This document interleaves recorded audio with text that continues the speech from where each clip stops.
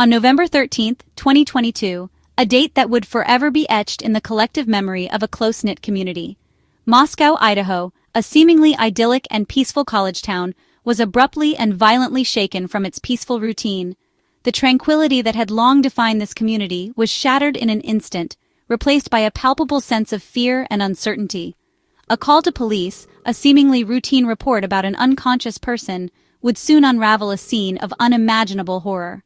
The words spoken in that initial call hinted at the tragedy that awaited, but no one could have foreseen the full extent of the nightmare. The location was a King Road rental house, a typical off-campus residence shared by students, a place that should have been a sanctuary, a haven of laughter and camaraderie. Instead, it became the epicenter of a tragedy that would reverberate far beyond the town's borders. The arrival of law enforcement at the scene led to a horrifying discovery, a scene so gruesome and disturbing that it would forever haunt the memories of those who witnessed it. The quiet residential street was suddenly flooded with flashing lights and the grim reality of unspeakable violence. 4 University of Idaho students, young individuals full of promise and potential, their lives tragically cut short in a senseless act of violence. Their dreams, aspirations, and futures were all extinguished in a single brutal night. They had been brutally stabbed to death in their beds, a violation of the most fundamental sense of safety and security. The image of the crime scene, with its stark evidence of violence, painted a chilling picture of the horror that had unfolded within those walls. The victims were friends and roommates, a close-knit group who shared the joys and challenges of college life. Their bond, once a source of strength and support, was now a painful reminder of the lives that had been so cruelly taken. Their lives stolen in the dead of night, a time when most people are asleep and at peace, a time when the world is quiet and still. But on this night, the silence was shattered by the sounds of violence and the screams of terror. The news spread rapidly, carried by the relentless churn of social media and traditional news outlets, each headline amplifying the shock and disbelief. The story quickly became national news, drawing attention from across the country and beyond. The news shattered the town's sense of safety, leaving residents reeling in disbelief and struggling to comprehend the magnitude of the tragedy. The feeling of security that had once been taken for granted was now replaced by a gnawing sense of vulnerability. Moscow, a town with no homicides in 5 years, a place where violent crime was virtually unheard of, was suddenly thrust into the national spotlight for all the wrong reasons. The town's reputation as a safe and peaceful haven was irrevocably tarnished. Moscow was suddenly the center of a chilling mystery, a puzzle with no easy answers, and a darkness that seemed to permeate every corner of the town. The unknown perpetrator and the lack of a clear motive only deepened the sense of unease and dread. Fear swept through the community like a wildfire, fueled by uncertainty and the lack of information. Residents looked at each other with suspicion, wondering who could be capable of such a heinous act. As residents locked their doors and suspicion grew, the once open and trusting atmosphere of the town began to erode. The sense of community, once a source of strength, was now strained by fear and paranoia. The crime scene was complex, a labyrinth of evidence and unanswered questions that would challenge investigators for weeks to come. Every detail, no matter how small, held the potential to unlock the mystery and bring the perpetrator to justice. The 4 victims were found on the 2nd and 3rd floors of the house, suggesting a targeted attack that spanned multiple levels. The layout of the house and the location of the victims presented a complex puzzle for investigators to unravel. It is believed that they were likely attacked while asleep, making them particularly vulnerable and defenseless. The thought of such a brutal act occurring while the victims were in their most vulnerable state added another layer of horror to the tragedy. Adding another layer of complexity to the case, 2 roommates on the 1st floor survived the attack, unaware of the carnage unfolding above them. Their survival raised questions about the perpetrator's motives and the scope of the intended violence. They had slept through the attack, oblivious to the horror that was taking place just a few feet away. The fact that they were spared while their roommates were brutally murdered added a layer of survivor's guilt and profound sadness to their experience.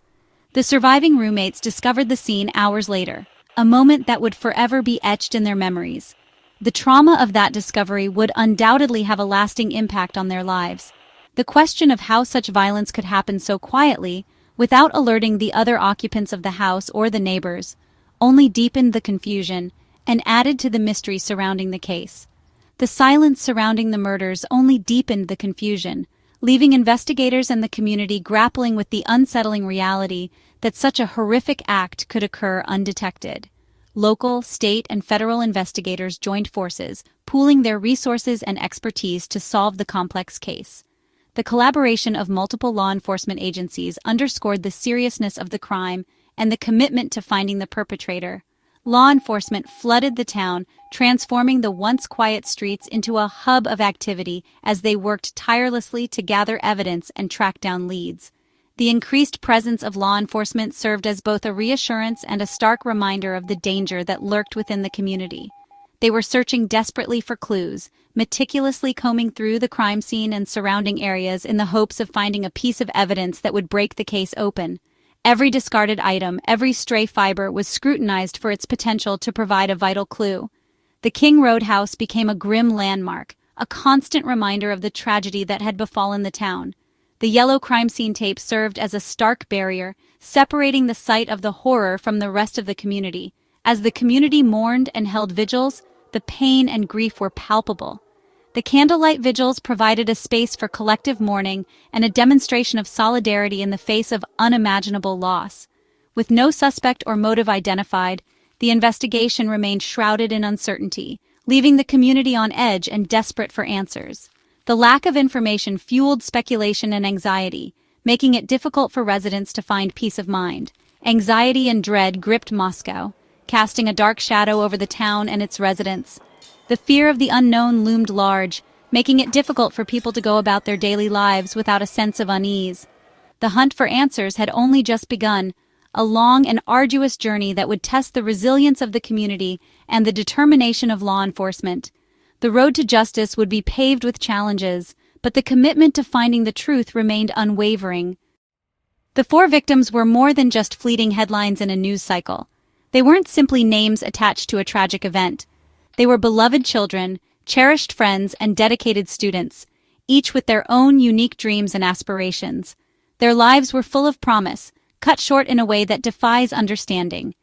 Ethan Chapin, 20, was a triplet from the beautiful landscapes of Washington state. He shared an unbreakable bond with his siblings, a connection that defined a part of who he was. Ethan was known for his inherent kindness, a gentle spirit that touched everyone he met. He also had a deep love of sports, both as a participant and a fan, finding joy and camaraderie on the court and in the stands. On that fateful night, he was visiting his girlfriend, Zana Kernodle, spending precious time together in the familiar setting of their college lives. Zana, also 20, was a bright and ambitious marketing major hailing from the vibrant state of Arizona. She brought a spark of creativity and innovation to everything she did. Zana is fondly remembered for her infectious humor, her ability to light up a room with laughter. She was also known for her unwavering loyalty to her friends, always there to offer support and a listening ear. Madison Mogan, 21, was a senior, on the cusp of graduation, ready to embark on the next chapter of her life in her home state of Idaho. Her life was deeply intertwined with Kaylee Goncalves, her close friend since childhood. Their bond was a testament to the enduring power of friendship. Maddie was known for her unwavering positivity, her ability to see the good in every situation. She possessed a naturally caring nature, always putting others before herself. Kaylee, also 21, was a natural leader, someone who inspired others with her confidence and vision. She had an adventurous spirit, always seeking new experiences and challenges. Above all, she was fiercely protective of her friends, always ready to stand up for them. Kaylee was eagerly anticipating graduation and had already made plans to move to Texas, ready to start a promising new job and build her future. The tragic loss of Kaylee and Maddie brought an end to a lifelong friendship, a bond that had been nurtured since childhood, compounding the immense grief felt by their loved ones and the community. The community mourned not just the loss of 4 vibrant lives, each brimming with potential, but also the crushing reality of the futures they would now never have the chance to see, the dreams that would remain unfulfilled, the contributions they would never make to the world. Their sudden absence left a profound silence, a void that echoed through the hallowed halls of the university and resonated far beyond the confines of the campus. Candlelight vigils and heartfelt memorials were held to honor their memory, providing a space for the community to grieve together and remember the joy they brought to the world. Their stories, though tragically cut short, became a powerful rallying point for a grieving town. uniting people in their shared sorrow and their determination to never forget the 4 bright lives that were lost. The investigation consumed Moscow, with local police joined by state and federal agents. Authorities released little information, fueling rumors and online speculation. Social media buzzed with theories, many baseless and painful for the victims' families. Police asked for surveillance footage from the area, receiving thousands of tips. Investigators pieced together the victims' final hours: Kaylee and Madison at a bar, Ethan and Zana at a party. A breakthrough came when a white Hyundai Elantra was spotted near the crime scene on surveillance cameras. The car became the focus of the investigation, its movements tracked across state lines. Eventually, the search led to Bryan Kohberger, a graduate student at Washington State University. He owned a white Elantra matching the description. Identifying a suspect was a major step, but building a case would be even harder. The community waited anxiously for justice. Bryan Kohberger, 28, was a PhD criminology student living just 10 miles from Moscow. His background in criminal justice and interest in law enforcement unsettled the public. Kohberger had moved from Pennsylvania for his studies, described as intelligent but intense. He'd even applied for a police internship, citing a fascination with investigative methods. After the murders, he drove cross-country with his father, stopped twice by police in Indiana. These routine stops later became key points in the timeline.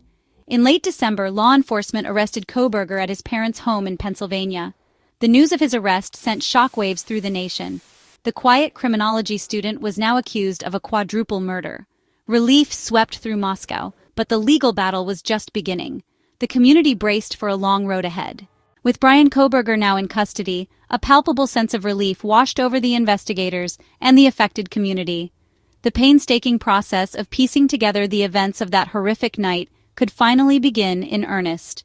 As the days turned into weeks, the evidence began to surface, each piece meticulously collected and analyzed. The most damning piece of evidence, the one that truly solidified the case against Kohberger, was about to be revealed. It was a crucial link, a tangible connection that placed him squarely at the scene of the crime. That evidence was DNA found on a knife sheath discovered at the crime scene. This wasn't just any piece of evidence. It was a direct link, a biological signature left behind in the heart of the investigation. Investigators meticulously processed the DNA sample, comparing it against countless profiles. The results came back with a match: Bryan Kohberger. The revelation sent shockwaves through the investigation team. To ensure the accuracy of their findings, investigators sought an independent sample. They obtained this sample discreetly, using discarded items from his family's trash. This confirmed the initial DNA match, solidifying their case. But the DNA evidence was just the beginning. Cell phone records further implicated Kohberger, painting a detailed picture of his movements leading up to the crime. These records showed Kohberger's phone near the King Road house at least a dozen times before the murders, suggesting a pattern of surveillance and pre-planning. These visits often occurred late at night, adding another layer of suspicion to his actions. What was he doing there, lurking in the shadows?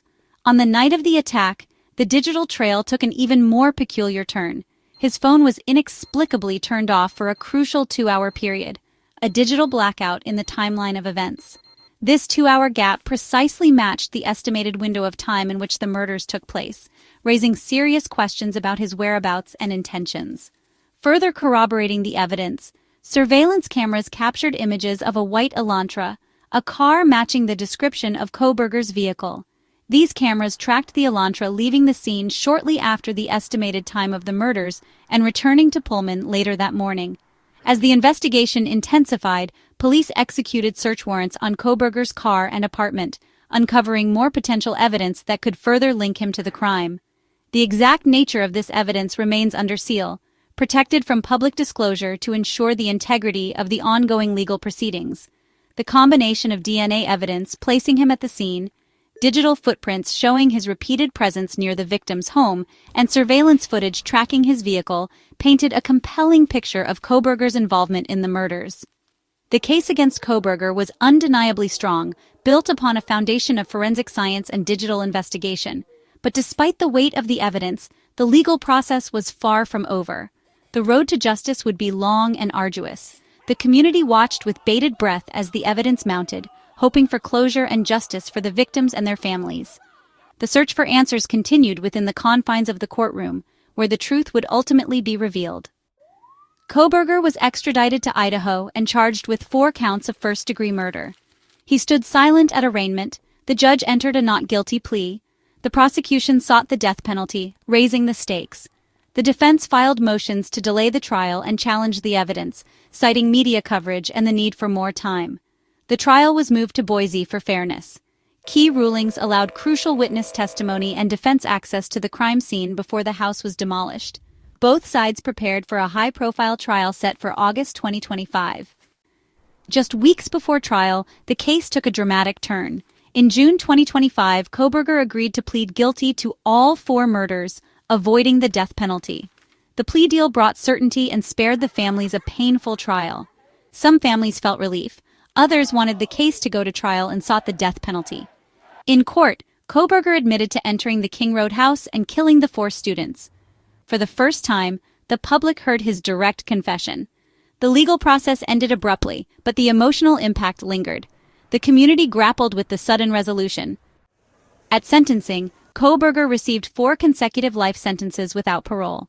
He waived all rights to appeal, making the conviction final. The families delivered powerful victim impact statements, sharing their grief and memories. The judge's sentence ensured Kohberger would never be released. The plea deal closed the legal chapter, sparing the community further court battles. Kohberger was transferred to a maximum security prison. The trial the nation expected would never happen. The motive behind the killings remained a mystery. The community was left to seek closure in the aftermath. With the case closed, Moscow began the slow process of healing. The house on King Road was demolished, replaced by plans for a memorial garden. Scholarships and tributes were established in the victims' names.